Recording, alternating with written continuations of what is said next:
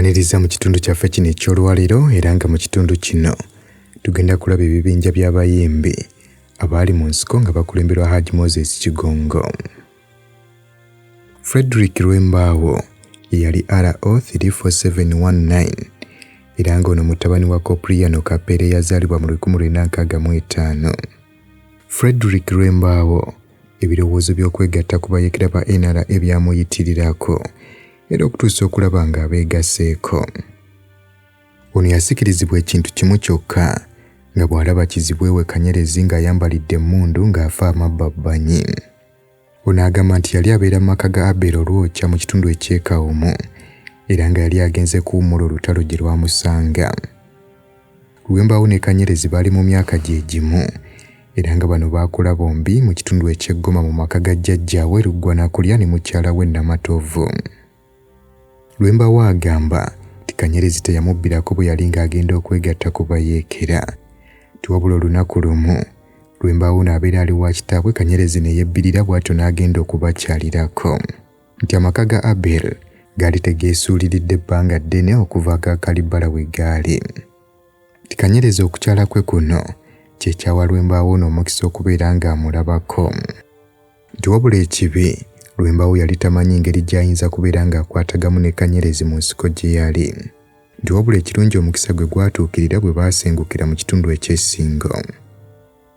Nti jjajjaawe Abel yafiirayo olwo ye Lwembaawo n'asobola okudda eŋŋoma era n'addamu okulaba Kalibala. Kalibala ono yali atutte abantu be ku buko ng'ate ku buko omusajja mukulu Kalibala gy'atutte abantu be Lwembaawo naye abeera muzzukulu.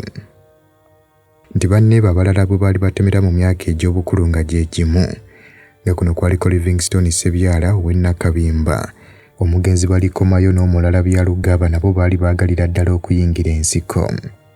Musajja mukulu ono Lwembaawo bwe yeebuuza ku ssengaawe Nnaalongo Kalibala yamuwagira okubeera nga yeegatta ku bayeekera kuba musajja mukulu ono yali talina kyakola mu kaseera ako.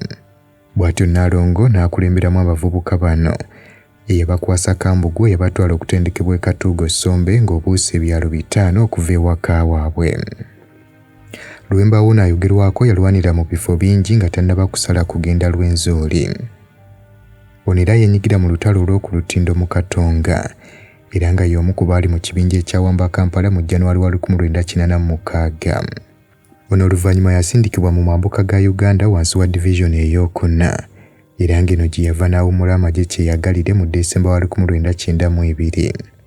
Era nga musajja mukulu ono talina kyamaanyi kye yannyuka nakyo nga kati ayimiriddewo ku kasente ak'abakadde ke bafuna mu bulamu obw'ekimpowooze. Abamu ku balala abaakola omulimu ogw'amaanyi mu nsiko mu nkambi eya NRA ye David Semawempe ne Mary Nagawa. NRA yalina ekibinja ekyababeesabeesa ekyabeewaayo Resistance Choir nga yatandikira mu nkambi ya Mondlane mu 1982. Omulimu gwakyo kwali kutumbula bumu nga bayita mu nnyimba ezibazzaamu amaanyi.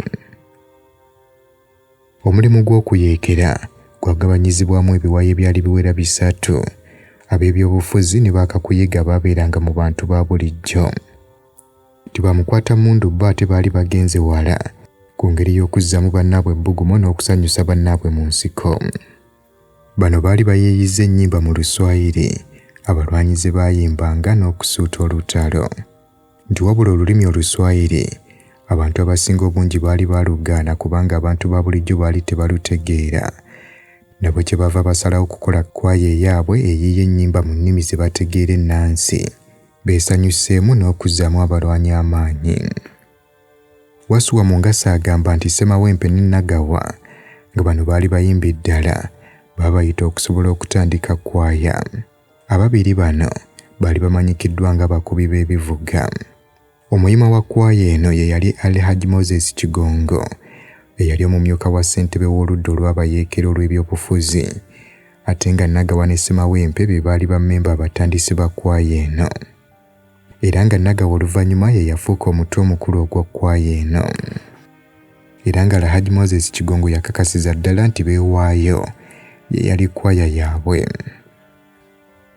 Kigambibwa nti Ssemawempe yali avuddeko ku kyalo okumala akabanga ng'akolera wala ogw'obusomesa ate mu kiseera kye kimu ng'asomesa n'eddiini ku kkanisa e Kababi Bulondo Church of Uganda nga kakati disitulikiti y'e Wakiso. Nti ono ng'akomyewo awaka e Kawumu ng'embeera mu Wakiso efuuse mbi abatuuze ekkanisa baali bagifudde makkateekako n'ebizimbe by'essomero oluvannyuma ebyafuuka enfo za NRA bwe baatuuzanga enkiiko.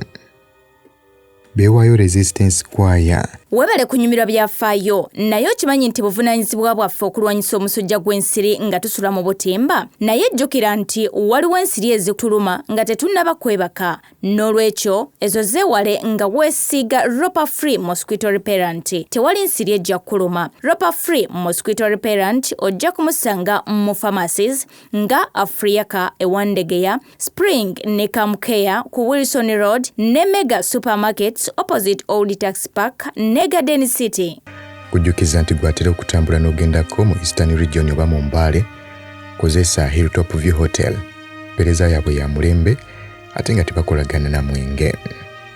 Billahi minash shaitanir rajim. Bismillahir rahmanir rahim. Assalamu alaikum wa rahmatullahi wa barakatuhu. Nze Haji Kabogoza omusomi w'edduwa ntereza ensonga z'amaka ebyenfuna n'endwadde ezitategeerekeka. Haji Kabogoza omusomi w'edduwa nsiŋŋaanibwa Ekitigoma ku lw'Ejjinja. Bw'obanga otuuse Ekitigoma mu ttawuni ku siteegi osobola okuba ku nnamba z'essimu ezo z'olaba zitambula. Gwe wenna ali ewala oyinza okuyita ku mukutu gwaffe ogwa WhatsApp ku layini eyo eya MTN obudde bwonna mbeerako. Beewaayo Resistance Choir eyatandika empola yagazibwa n'ebeeramu bammemba okuli Waswa abatandisi baayo ababiri Semeyi Kiwanda Kibiri ne Nakabira Wakalo Penina Nabikoni ne bawala ba mukyala Kafeero. Mwannyina wa Ssemawempe Solomon Nakajubi Kalibbala yabeegattako oluvannyuma. Bajjukira bulungi nnyo engeri gye basanyusangamu ebibinja eby'enjawulo ekitema Masanga. Bano baayimbirako Sikoyi nga bali mu kibira ekikunyu.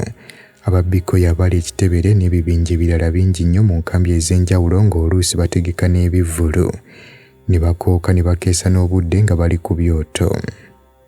Abakwaye n'ekimu kye basinga okujjukira ze wiiki ebbiri ze baamala nga bakooka awatali kusalako mu lukuŋŋaana lw'ekikunyu. Olukuŋŋaana luno lwali lugasa abakulembeze ba NRA eya Museveni ne Uganda Freedom Movement eya Kayiira.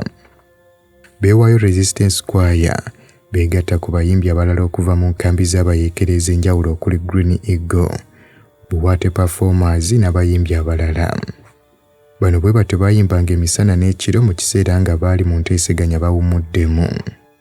Nti era bukyanga olutalo luggwa, Solome kati ali mu bulamu obwa bulijjo endejje mu kitundu eky'Amakendi e Ssaabagabo.